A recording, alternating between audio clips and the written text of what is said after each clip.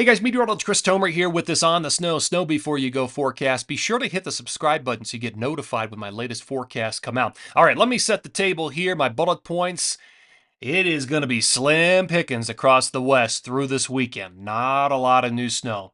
With a big ridge of high pressure in control, it's much, much drier. The atmospheric river pattern we had is over for a long time. I don't see it coming. I'll show you that in a second. But then the next storm system. When does that happen? When do things turn colder and snowier? Not until next week. But it does happen next week. There's at least a couple of storm systems and a cutoff that sacrifices itself, but really next week is when it all starts to come together. Okay, here is the setup here. This is water vapor satellite imagery. Oranges and reds at the low levels are your drier air. Now, the moisture is going to be in the whites and the blues. Big storm system right here, but it's all going up into Canada and Alaska and around because it can't get through this high pressure ridge, which is sitting right here with those deep, dry red colors. And this high pressure is going to be king here through the end of the week. Now, there is additional energy behind this. There's a low there. There appears to be some energy on the backside of this. Um, all this is going to come in and help to break down this high and then set the stage for better activity and better storm systems across the west next week. So that's how it's going to play out. You know, I mentioned the atmospheric river. This is a forecast for integrated vapor transport. This is how we kind of track it, forecast it.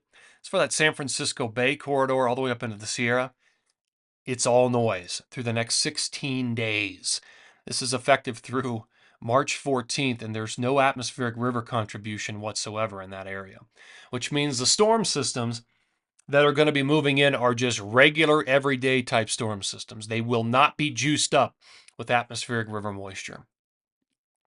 So we're not talking gigantic accumulations as a result of that. Okay, here's my snow timeline. Best odds of snow for Big Sky, the Wasatch, Tetons, Colorado, Interior BC, the Pacific Northwest, Tahoe, and the Northeast. I won't go through all these, but you get the pattern, you get the picture. The better snows not until next week. 3-2, 3-3, 3-4, 3-5, 3-6, 3-7, somewhere in that time frame. And it will be colder because it's going to be exceptionally warm through the end of this week and the start of this weekend with high rain snow lines, high freezing levels. So, for example, in Colorado, you've got light snow on 3-2, light to moderate 3-3, 3-4, potentially heavy on 3-6. The Pacific Northwest, slim pickings. Interior BC, slim pickings, light accumulations. Tahoe, a couple of different shots with two storm systems. The Northeast actually looks very good, with a few different chances. In fact, moderate to heavy accumulations in the forecast. Another way to visualize this is my spider chart. Best odds of snow, more purple, higher on the web, better odds of new snow. The bottom line is there's nothing big, and you're going to be skiing on existing snowpack in a lot of the West. It's a crapshoot as to where you go.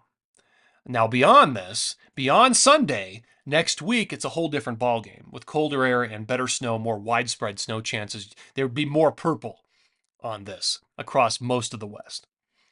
But up until that point, it's going to be tough. All right, jet stream forecast. This will really tell the tale. So here's what I'm looking for on this. Brighter colors. This winds up at 30,000 feet jet stream level.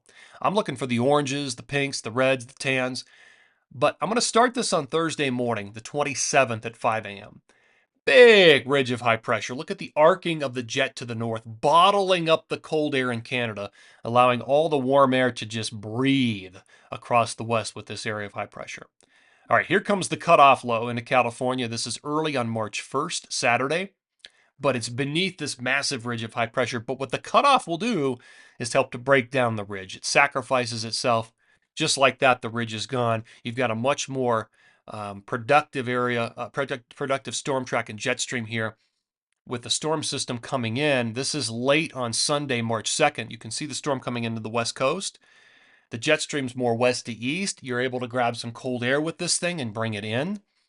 There's late on March 3rd, moves in through the interior. Utah, Idaho, Montana, Wyoming, Colorado get some action, and then it moves out. And then another storm comes in behind it. This is early on Friday, March the 7th. Another storm system coming in behind that storm system. So the bottom line is next week things do change. All right, here is the snow forecast accumulation over time. And I'm going to start this early on Thursday, the 27th. So the light blues correspond to under 3 inches of accumulation. Greens are 3 to 6, yellows 6 plus, and red is 10 plus.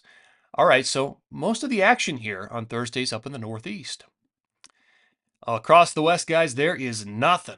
Here comes the next clipper into the Northeast. Late Friday into Saturday. So Saturday looks good up in the Northeast. All right, here comes the cutoff into the West. This is early on Sunday, March the 2nd. Moving through Utah, Colorado. It's gone. Just like that, it evaporates. Here comes the next storm system into California. It looks better. This is, here's late on Monday, March the 3rd. More widespread snows from Montana, Idaho, Oregon, Wyoming, and eventually developing over Utah and Colorado. Here's late on Tuesday the 4th. Much better snows across Colorado. And then that moves out. There's another storm behind it, a front. There's late on the 6th, additional snow through Wyoming, Utah, Colorado. And that moves out. And there's probably one more storm. You can see it building in California there, 11 a.m. March the 7th. So there's a few different storm systems. Here's my official forecast. And guys, it is slim pickings through Sunday the 2nd. So this is through the 3-2. I've got a bunch of ones on the board and a couple of twos and threes and fours. And that's it through the 2nd. Now, beyond this, the pattern is much better. But again, this weekend, if you're going to be skiing, there's not a lot of new snow to be had. It's probably existing snowpack. But next week, 3-3 through 3-7 looks much better. It looks colder, and there's going to be more widespread snow. Now, the Northeast actually looks like it's in pretty good shape through the 2nd, through Sunday. 6 to 10 inches of accumulation, upstate New York, Vermont, New Hampshire, and Maine. 4s in Massachusetts. So pretty good stuff. And Jay Peak's doing exceptionally well, and you're going to add another 8 inches. You've got like 350 inches for the season. You're competing with the big resorts of the West at this point with an incredible amount of snow. And you're going to add more. All right, back to the West. Again, tough conditions here through the weekend, but better next week. So hold on for that. Guys, thanks for tuning in here to this On the Snow Before You Go forecast. I appreciate it. Take care and have a great day.